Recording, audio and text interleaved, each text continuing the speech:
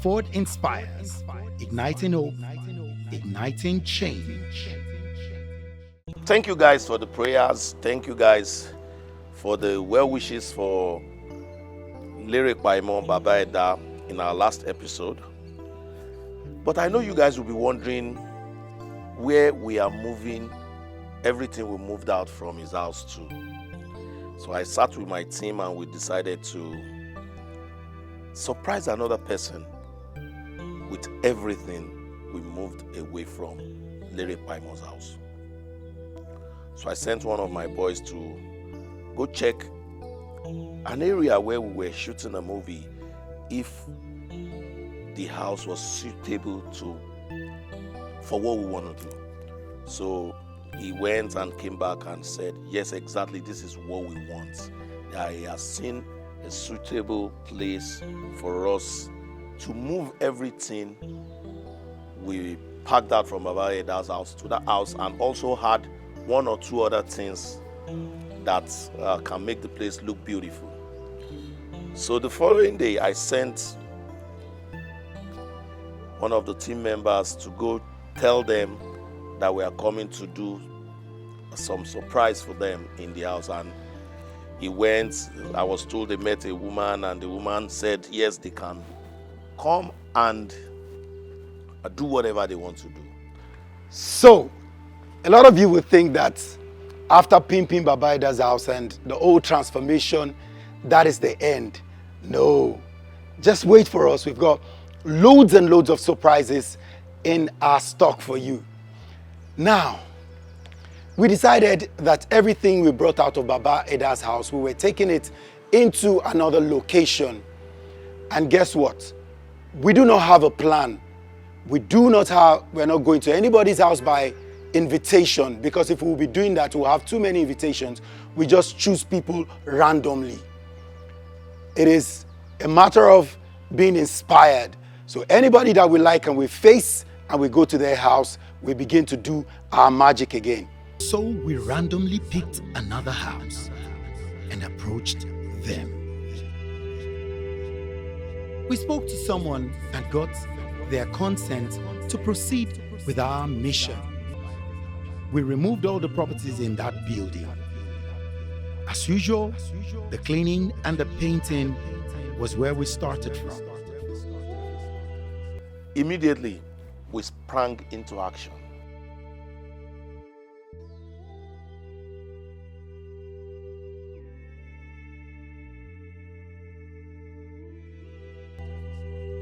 After a while, the decorating started, and within a matter of hours, we were done with our work.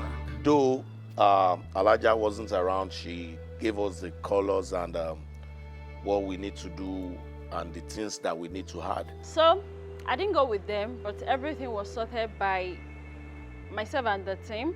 So the carpets, the furniture, everything is ready. Orúkọ tèmi ni Àjọkẹ́ Oyinlọ́jà. Mo mọ̀ pé ẹ̀yin lẹ wà nílé tẹ̀lẹ̀ tí mo bí lè ṣe. Nígbà tí wàá dé tẹ wá rí gbogbo nǹkan mìíràn tá a ṣe, báwo ló ṣe rí lójú yín? Number one, ó yà mí lẹ́nu, ṣùgbọ́n inú wa dùn púpọ̀ torí ààrò kankan tí ó ń ṣẹlẹ̀. All the interior decor, everything was on point. They were so glad at the end of the day.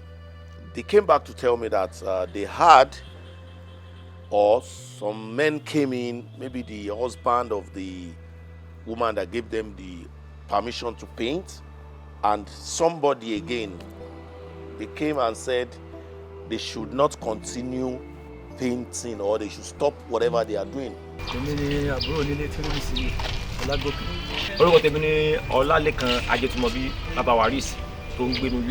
But guess what? After a while, we were called to come back to the house. There was already a lot of squabbles, a lot of arguments, a lot of misunderstandings about the ownership of the house, who is at the apartment at that point in time. Why is it supposed to be for this person and not that person? The following day, I went to the house. I did not meet the two men at home, so I had to speak with them on phone. So when they gave us the phone number, I called and I told them I was the one speaking, and the man said maybe because of he could not understand them or the way they spoke with them, which I don't really know how they spoke with them, because they already spoke with a woman and the woman opened the place for them. So I don't know why you have to tell them not to continue. Ní àárọ̀ yìí, mo rí Kúnlé AFOD, wọ́n pè mí, wọ́n wá sílé wa, wọ́n rí ìyá tájọ́ ń gbélé àtàwọn ọmọ mi, pé àwọn fẹ́ bá mi sọ̀rọ̀ pé ìjọba bẹ́ẹ̀ làwọn gbọ́ ní àná. Mo ṣàlàyé fún wọn pé ọmọ tó wá ń bí ní àná tó ń kunlé, àbúrò Landlord wa ó wà ń bẹ̀. A ní tó wá ti kùn tán, a fẹ́ kó àga yẹn wọlé padà, kójú mọ́ bàa pa. Òun lè láti sọ pé kójú pa tó bá máa pa, pé irọ́ ọkọ mọ́kàn wọlé o, táwọn fẹ́ kó jáde stress ló máa jẹ́ fún àwọn. Bí ló ṣe bí ìyàwó mi àti àbúrò nílé bá irọ́ òun ló sọ yẹn, kójú pa tó bá pa. Ṣèbí ẹ̀ lóko tẹ́ lò, ẹ̀ kò jáde, ẹ̀ lóko tẹ́ fẹ́ lò tí ẹ bá fẹ́ ṣe shoot film.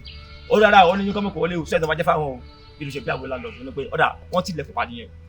Ó la fi ti pàdé ní àná nítorí mi àwọn ló lẹ́nu bẹ́ẹ̀. Láti lè ní ó tọ́ mo ti pẹ́ bẹ́ẹ̀ o, mo kọ́ dénú lé. I went there and I think I spoke beautifully enough, and the woman that I met, she agreed and she accepted that we would do everything that we did. So I don't now know where the breaking point was. The communication was good and she allowed us. The boys went in with all the materials, we brought out the things that they had and we started doing the job. All of a sudden now I'm hearing that. Well, he agreed that we should continue. Two of his sons joined us in moving the things out again. Then the bus that was loaded with Babaida's furniture came around. We started offloading. We immediately turned the house over. The door was bad. We had to change the keys, the curtain, the chandelier lights from Babaida's house that was given to us by Kimberly Electric. We say thank you always. We had to fix it, fix the sockets, fix almost everything, remaining the TV. So we said the following day, because it was late, we were coming to fix the TV. But unfortunately, another news came up when we were about to interview the children of the man that the wife opened the door for us. And what news? This is surprising. They said they are not the owner of the house. But kí ni tí ń kọjá agbára tèmi o? Kọ́tì ni mò ń wò yìí, aga mò ń wò yìí, ṣẹ́tà tó mò ń wò yìí, kí ni tí ń kábàtì mò ń wò yìí? Ní ti ṣe bí mo ní. But àwọn kò believe pé nǹkan ni mo nílé. Ọ̀hún ti gbà tí mo dé tí àwọn ọmọ mi sọ pé wọ́n ní àwọn ọlọ́pàá wà lálẹ́ ni pé kálígbénu yàrá tèmi gángan fẹ́ lò àti pálọ̀ mi. Kọ́ ní kí n kó yàtọ̀ àwọn ọmọ mi gan jáde pé oṣù mẹ́fà láwọn fẹ́ fi lò. Mo ti kẹ́rù lọ o. Ìmọ̀ gbé bẹ́ẹ̀ títí ó parí gbogbo ẹ̀ tán. Nítorí pé olólùfẹ́ láwọn wọn jẹ́. Àwọn fíìmù dáadáa ó dẹ̀ tẹ́ wa lọ́rùn. Why will you open another house that is not yours? So we left so that by the following day we will come and understand what is going on. But before we came, a lot of gbege, a lot of troubles sprang up. So many arguments in the neighborhood. They are not supposed to put it in their house. Somebody else wants to pack it away to his own house. Why? The man that I spoke with on phone, not knowing that he was not the owner or the landlord or the person occupying that same flat, and he gave us permission. I felt like there should be a way we communicate with these people to make them understand that, okay, even as much as this thing we are doing is more of a surprise to them, there should be a way we can communicate with them and let them at least have an idea of what we are trying to do. Because this is Nigeria, not everybody would just want someone to just barge into their house and all in the name of surprise or something. Ọ̀dà èmi kọ́ ni mo ní ilé o. Ọ̀rẹ́ mi tí Kúnlé AFOD bá ti dé, bàbá tó ẹ bá ṣàlàyé fún wọn pé wọ́n pè mí ló máa bú ní ẹrù yóò kó bí. Yín kò yẹn mú yàrá mi lò àti pálọ̀ mi mo ṣí ìyàwó mi kan ṣe kọ́tìnì wọ́n ní kó wá wò sórí kò sága.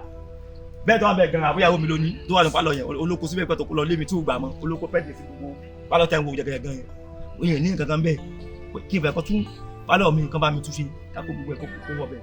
Ó wá ní nígbà tó bá dé ní àárọ̀ ọ̀la wọ́n máa tẹ́jà gbogbo ọ̀rọ̀ yẹn fún wọn but wọ́n yìí bá ṣe tàbí fún wa ní òní nira èmi kọ́ mo lọ pọ̀ àbúrò ilé náà òun náà fẹ́ dé tó náà tẹ̀síwájú sí gbogbo ọ̀rọ̀ tí mò ń sọ yìí torí babaláwo gbọ̀rọ̀ gbọ́ pé a ṣí ilẹ̀kùn lẹ̀ àbí báyọ̀ mo fáwọn onífíìmù kan ọ̀dàrí màtíásà làwọn kó síbẹ̀ tó dé láti Èkó tó jáde fún mi tó ní kí n kó gbogbo everything kó jáde ilé ẹran tó kó mo ṣe síbi gan ó ní kí n kó ó lè tẹ̀ fẹ́rí kankan ọ̀tún tó bá mi bẹ̀bẹ̀ ó ní mo tó ṣe ránṣẹ́ yìí tọ́gbẹ́sì pé mo wá ní pé wọ́n kó àgẹ̀ jáde wọ́n ṣe ó lè ní mo ti fẹ́ gbalẹ̀ lọ́wọ́ díẹ̀ nìyẹn tí mo sọ fún ẹ̀ tó ń rọ́ wa gbogbo wa wo bíbá tẹ́lẹ̀ pé nǹkan báyìí ló ń ṣẹlẹ̀ o.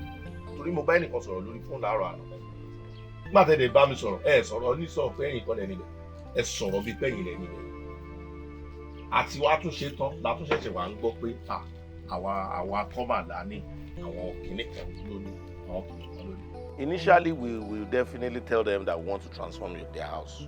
That's why he went ahead, he spoke with the person he met, and the person said they can go ahead.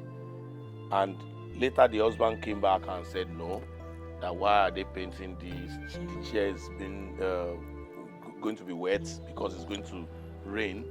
And later the man approved until we discovered that they are not even the owner of the house.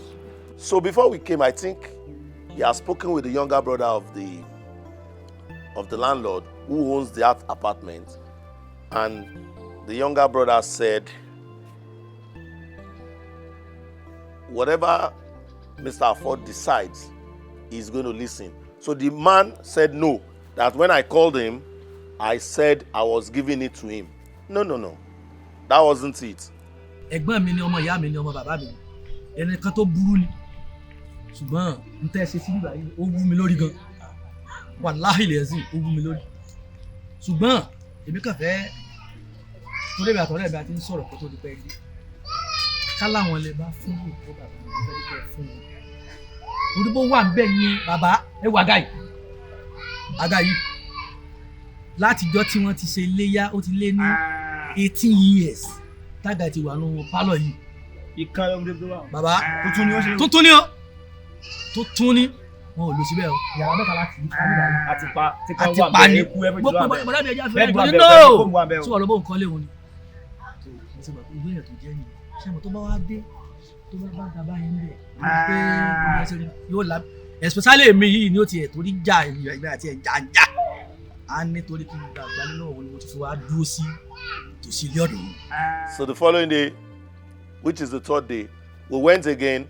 So when we got there, I made them understand that I did not see anybody before we decided we want to transform that house. It was the house we hadn't planned for. It was the house that the person I sent went to and discovered that that is a lovely place we can transform. So why the arguments? Torí pé lọ́jọ́ yẹn tá ti ń ṣiṣẹ́ ni mo ti rányàn kan ní wa bá mi wò ṣó ṣé n ta fẹ́ ṣe yẹn ṣó lè ní mínì bẹ́ẹ̀ ṣé mọ̀ pé n ta fẹ́ ṣe ni ẹ jẹ́ kí n ṣàlàyé bóyá n fẹ́ rí a fẹ́ gbé nǹkan kúrò láti 0 lọ síbi 10 àbí sí 100 tá bá ti wọlé a rí pé ilé yẹn fine tó nǹkan tá fẹ́ ṣe ṣé mọ̀ pé kò wọ́ọ̀kì à ní lè ṣe bàtà ti rí pé nǹkan tá lè ṣe ni la ṣe wò ókè tí wà ókè fún wa. So I made them understand that it was that house, not the man that said he was the one that his wife opened the place. Supposing we could not get access into that house, we will not do anything in that building. We will look for somewhere else. So eventually, we settled it. The younger brother said he was happy for me explaining and making him see the truth because he was told something else. So we went to an elderly woman's house again. We had some meetings and they called the owner of the house who stays in Lagos. So when they called the owner of the house, I spoke with the owner of the house, but the owner of the house did not understand what we were trying to do because they did not let him understand. He spoke with me for a few seconds and the younger brother explained that, some artists came, they wanted to use their house for movie shoots, which wasn't true. Àwa shoot fíìmù ní agbègbè ibi tí ilé yín wà. So other ní concept kan tí mo ṣẹ̀ṣẹ̀ bẹ̀rẹ̀ lẹ́nu ọjọ́ mẹ́ta yìí. Concept yẹn ní ṣe pẹ̀lú transforming ibì kan láti bó ṣe wà sí dáadáa lọ́nà ní ọ̀nà tó máa gbayì tó máa dùn rí. So he agreed and we did our best in that house. So at the end of the day, we had to put a call through to the landlord of the house, the owner of the house, who eventually told us that he is not even interested in all that we have done. But the shocking part of it is, the following morning, they called us again we should come and pack our things. That the landlord said he does not want. Wow. This is a shocker. So unfortunately, I was told they rejected the whole thing after the painting has been done and with the whole stress of the team. But then we have to meet and plan on what to do next. Just like the saying goes, one man's meat is another man's poison. We thought this would excite the owner of the house and he would be so happy to be living the Baba that kind of life in his own house. But he rejected everything that we have done. We were expecting them to be overjoyous, happy, maybe if he sees the video or sees the picture of what we did. But that wasn't the story. So I and my team sat together. We had another meeting almost immediately on how and where we are going to move these loads to. We had to call for another meeting. We have to verify if they want what you have to offer them. But nevertheless, let's leave that aside and focus on where to take these furnitures from Babaida's house to, because this is raining season and it can get messed up. So I would suggest we look for a place very close to the environment because of the stress of taking the whole thing back to the place. So I feel like maybe somewhere, it might not be too close, but at least somewhere within the area. My own opinion to that is a bit different. Even if it is going to be around that area, it should still be a bit far from them. Because people that are already fighting for a particular stuff will now notice they take it to somebody's place. Maybe that would teach them a lesson though. So they would always have I agree. I feel they will learn a lesson that whenever anybody comes to show you love, you need to accept the person, give the person a warm embrace. And however, we still need to be very careful. This is Nigeria, this is Africa. I think we should go for somewhere not too close and not too far from that. God did it. We found another person who is much in need of this thing. So we're always ready to make people happy. I had to move it to another woman's house. And we never knew this woman was a widow.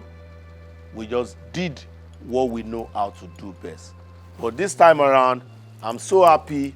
She loved it and she prayed and prayed for us. And then we got a house that we are about to transform again.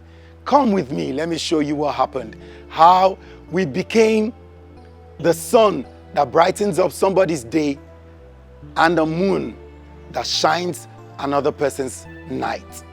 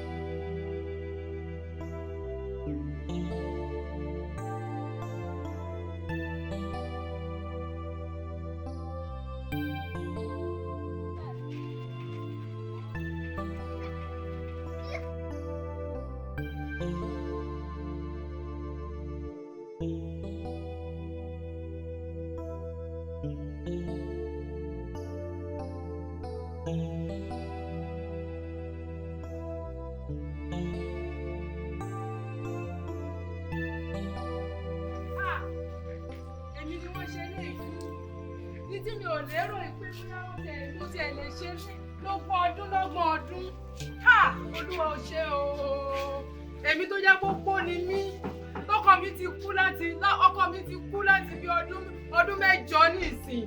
Olúwa wá kọjú sí mi, ó wá ṣe mí lóore. Olúwa, mo dúpẹ́ lọ́wọ́ rẹ o, mo dúpẹ́ lọ́wọ́ ilé-iṣẹ́ Kúnlé AFOD. Mo dúpẹ́ lọ́wọ́ wọn tó wá mi rí. Ọlọ́run lò wọ́n fún mi o láti ṣe ohun ribiribi fún mi. Mo dúpẹ́ o. Ẹ káàsán sà. Ẹ kú ọjọ́ mẹ́ta. Yes sà. Kí lorúkọ yín mà? Orúkọ mi ni Ìyáàfin Mosúnmọ́lá Peters. Mosúnmọ́lá Peters. Nígbà tí a kọ́kọ́ rán àwọn ọmọ wa sọ́dọ̀ yín pé a fẹ́ wá ṣe nǹkan kan lọ́dọ̀ yín, kí ló kọ́kọ́ wá sọ́kàn yín? Tó kọ́kọ́ wá lọ́kàn mi ni pé torí mo kọ́kọ́ sọ fún wọn pé bàbá mi kan wà tó jẹ́ tí mo gbọ́dọ̀ sọ fún ná, kó má di pé wọ́n á ṣàdédé dé wọ́n á bá tán ti tún lè ṣe. Wọ́n á sọ fún wọn pé kán jẹ́ kí n sọ fún un. Kí n tó sọ̀rọ̀ tán lẹ́yìn fúnra ara yín ti dé lẹ́nu kàn wù mí lọ́kàn láti ṣàánú fún mi. Ẹ ló kàn wù mí lọ́kàn pé Ọlọ́run kàn mọ̀ ó rán yín sí mi láti ṣàánú fún mi. Ìgbà mo dẹ̀ bí bàbá mi yẹn léèrè, wọ́n dẹ̀ ní Ọlọ́run ló rán yín sí mi pé kẹ́ ẹ ṣe nǹkan tẹ́ bá fẹ́ ṣe. But nígbà tá a fẹ́ bẹ̀rẹ̀ yẹn tí ì mọ nǹkan tá a ní lọ́kàn. Mi ò mọ̀ o. Mi ì mọ nǹkan tẹ́ ní lọ́kàn sí mi. Nígbà tẹ́ wá rí tí wọ́n bẹ̀rẹ̀ sí ń kó ẹrù yín jáde lọ́kàn-jọ̀kan. Ó yà mí lẹ́nu. Kí ló sọ sí yín lọ́kàn? N tó sọ sí mi lọ́kàn ni pé Ọlọ́run dìídì rán Kúnlé AFOD sí mi láti kọjú sí mi láti ṣe mí lóore. Torí Ọlọ́run ló rán yín sí mi. Nígbà tí ẹ wá padà débẹ̀ tẹ́ ẹ rí bíbẹ̀ ṣe rí, báwo lẹ ṣe feel? Ayọ̀ mi kún, mo ń fò sókè ni pé ṣé pé bí ìwọ Ọlọ́run alààyè ṣé bó ṣe ń ṣiṣẹ́ nìyí, ó dẹ̀ mọ̀ọ́mọ̀ ó dẹ̀ rán Kúnlé AFOD ó dẹ̀ rán sí mi. Èmi tó yẹ pé ọdún kẹjọ ni tí mo ti wà gẹ́gẹ́ bí opó, ó dẹ̀ wá mọ̀ọ́mọ̀ ó wá rán Kúnlé AFOD ó wá rán sí mi pé Ọlọ́run mọ̀ọ́mọ̀ ó kàn wù àwọn láti ṣe mí láàánú, láti ṣe mí lóore mi. Nínú gbogbo àwọn nǹkan yín tí wọ́n kó kúrò ńbẹ̀ tí wọ́n dá padà síbẹ̀, èwo lẹ máa mísì jù?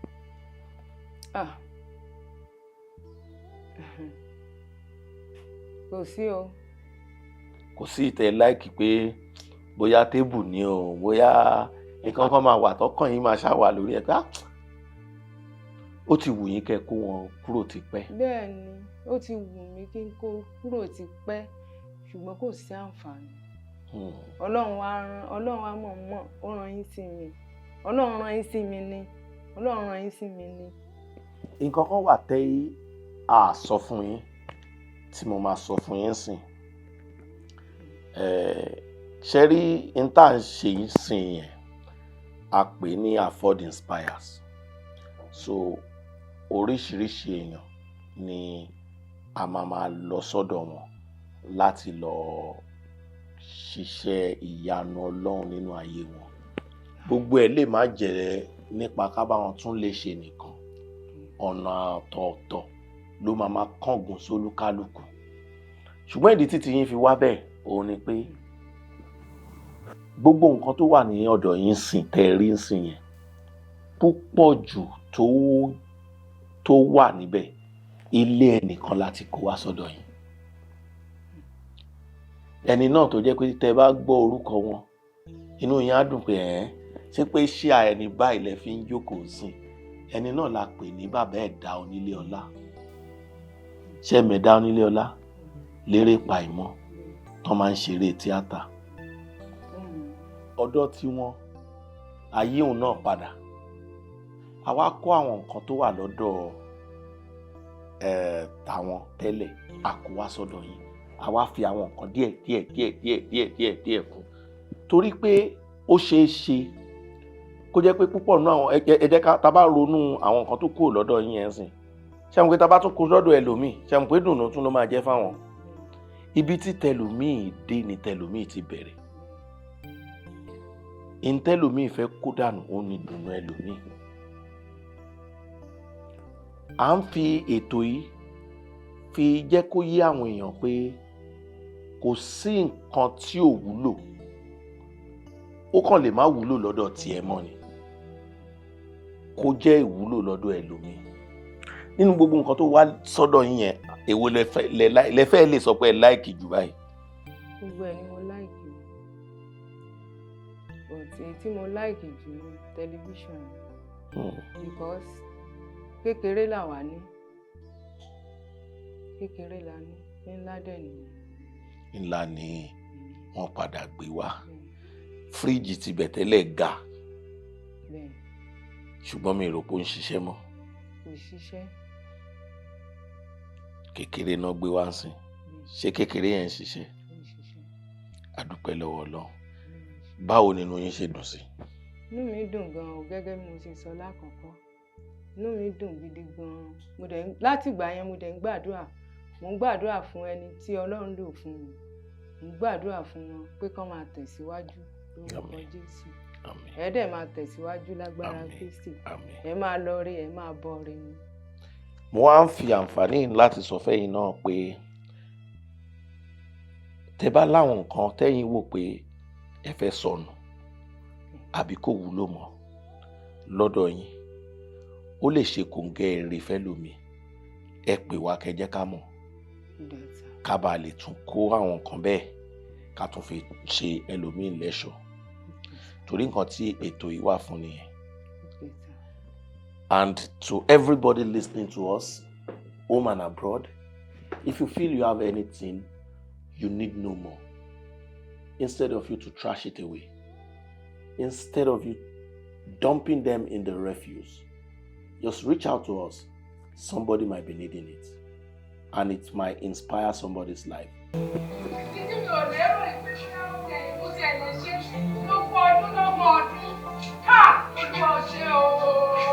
Èmi tó yẹ kó kó ni mí, ọkọ mi ti kú láti bí ọdún mẹ́jọ nísìn. Olúwa wá kọjú sí mi, wá ṣe mí lóore. Olúwa, mo dúpẹ́ lọ́wọ́ rẹ o, mo dúpẹ́ lọ́wọ́ rẹ o, mo dúpẹ́ lọ́wọ́ iléeṣẹ́ Only AFOD. Mọ́mì, nígbà tẹ́ ríra yín sí reaction yín ọjọ́ yẹn, bínú yín ṣe dùn sí ni àbí? Bẹ́ẹ̀ni sà. Inú yín dùn gan. Bẹ́ẹ̀ni. Ṣé mọ̀ pé ọ̀dà tí wọ́n kun ilé yẹn tẹ́lẹ̀ kọ́ ni ó wà ń sìn yẹn? Bẹ́ẹ̀ni. Ṣé àtàrà ọ̀dà yẹn àbí àwọn nǹkan tó ń ṣe yẹn ló mú inú yín dùn táyọ̀ yín fi kún bẹ́ẹ̀ yẹn? Inú mi dùn nítorí pé mi ò lérò rẹ̀ pé irú ẹ̀ tẹ̀lé ó lè ṣẹlẹ̀ ní lọ́ọ́lọ́ọ́ báyìí. Mi ò lérò rẹ̀. Inú mi fi dùn kọjá. Inú mi fi dùn lé kọjá torí mi ò tiẹ̀ lérò rẹ̀ pé irú ẹ̀ lè ṣẹlẹ̀ nínú oṣù September yìí. Àbí nínú ọdún yìí? Nínú oṣù September ọdún 2024 yìí, mi ò lérò rẹ̀ rárá. Ọlọ́run dẹ̀ wá lóyìn fún mi. Mo dúpẹ́ gan-an o. Àwọn ọmọ yín kọ́? Àwọn ọmọ mi wà. Ọmọbìnrin náà, àwọn ọmọbìnrin ni mo bí. Àwọn ọmọbìnrin 4. Wọ́n á dirú, wọ́n á dìgbà. Dádì wọn kọ́? Àwọn ti kú láti 12/10 ní oṣù tó bá dọ̀n di 12 ló máa kọ́ lórí ìjọ lẹ́yìn oṣù. Tó bá dọ̀n di 12. Iṣẹ́ wo lẹ ń ṣe? Mo ń tajà náà oṣù. Mo ń tajà. Kò sí wàhálà. Kó tó bí ọjọ́ mélòó. Mo dẹ̀ ń lọ ẹ̀rọ ata. Kó tó bí ọjọ́ mélòó kan, a tún máa wá yẹ̀ yín wò. A máa wá kí yín. A máa wá wò bẹ́ẹ̀ ṣe ń gbádùn ilé tuntun sí. Òótọ́ ilé tuntun ni o. Ilé tuntun ni o. Ó ti di tuntun. Bẹ́ẹ̀ni. Lójú yín àti lójú àwọn ará àdúgbò. Bẹ́ẹ̀ni, lójú àwọn ará àdúgbò ó di tuntun. Ìṣẹ́rí, èmi nígbàgbọ́ pé ìwà èèyàn ló máa ń sún oore sọ́dọ̀ èèyàn. Ó ti fi hàn pé ẹ̀yin náà máa ń ṣoore fáwọn èèyàn. Ìdí nìyẹn tí oore ṣe tọ̀ yín wá. Torí kì í ṣe pé pàtó anéyàn kan lọ́kàn. Ẹ̀mí ló kàn máa darí wa pé ẹ ṣe báyìí, ẹ lọ bí báyìí, ẹ lọ bí báyìí. Kò wá sí ibi tá à ní dé. Kọ́lọ́run náà ràn àwa náà lọ́wọ́ láti lè máa tẹ̀síwájú, láti lè máa múnú àwọn èèyàn dùn jù báyìí lọ. ẹ máa tẹ̀síwájú lórúkọ Jésù. Àmín mà. ẹ dẹ̀ máa lọ rí, ẹ máa bọ̀ rí. Àmín mà. ẹ ní jáàmù lórúkọ Jésù. Àmín o. iléeṣẹ́ yín á máa tẹ̀síwájú ni. Àmín mà. Agbára Ọlọ́run. Ẹ ṣé gan pé àpè yẹn ti ẹ̀ jẹ́ wá. ẹ ṣé. A tún máa wá kí yín sílé. Yes, sir. Ẹ ṣé gan wa. ẹ ṣé sà. So, when they say ara ò kí ń tán nílé alára, it simply means that we have many amazing things to do for you that you will never get tired of us. At AFOD Inspires, we do a lot to make people smile. We are the ones that bring joy into the lives of many people around the world. Like I always say, we are the moon in the night and we are the sun during the day. Come with me, come and see what we've done. So come with me, come with me, come with me.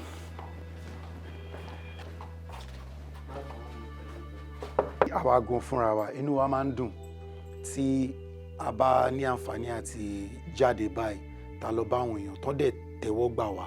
Because every time kọ́lẹ́ máa sọ fún àwọn èèyàn pé a fẹ́ ṣe nǹkan fún wọn tó máa ń yé wọn. Ẹlòmíì lè rò pé ṣọ́ndín tó fi ń ṣe ni ṣó nígbà tó Nàìjíríà lè ná ìlú lé gbogbo àná la understand. So inú tàwa máa ń dùn láti ṣoore fún yàn. Then inú wa tún máa wá túbọ̀ dùn tó bá gbà wá tọwọ́ tẹsẹ̀. So this is just the beginning. But nígbà wo pé lágbára Ọlọ́run ayọ̀ ti wọnú lẹ́yìn, ayọ̀ tó ti wà ńbẹ̀ tẹ́lẹ̀ kò ní bàjẹ́, and things will get better and better by the grace of God for every one of us lágbára Ọlọ́run. So this is AFOD Inspires. We like to put smiles on people's faces. Mi bá tẹ bèèrè lọ, ìmọ̀ mi kí lẹ feel nígbà tẹ dé tẹ rí gbogbo ẹ̀ báyìí. ẹ ṣàdúrà fún mi fún AFOD. ọwọ́ wọn ṣe fún mi. ẹ ṣàdúrà fún mi. Ọlọ́run ṣeun, Ọlọ́run ṣeun. Àǹtí ẹ̀yin kan. Inú mi dùn gan lọ́pọ̀lọpọ̀. I was very impressed. Inú mi dùn gan torí ìgbà tí wọ́n kọ́ wọ bíbá tí wọ́n rí. Everywhere was transformed. Mo rò pé wow. So bíbá ilé ó fine to buy. Pàtí mi dùn gan. Ṣé gbàládùra pé ìdòbí táwọn náà bá ń dé. Tẹ̀síwájú máa máa dé bá wọn. Amen. Ṣé wá ṣàánú fún àwọn náà wọ́n máa rà mí dáadáa. Amen. Inú mi dùn gan. Amen. Thank you very much. Our dream is to make people happy always. We still have a lot of things that we have in plans for you that we'll be bringing to you. Different episodes you will enjoy. AFOD Inspires. AFOD Inspires. We made it. AFOD Inspires. We made it. AFOD Inspires, we made it. AFOD Inspired. We made it. Make it a better place for you and I. Make it a better place for us. Make it a sweet, good place for you and I. A better place for me and you. To borrow any color. Ó ti gbé gbogbo ènìyàn tó bá gbé nìkan, ó ti ràn gbogbo ènìyàn lọ́wọ́.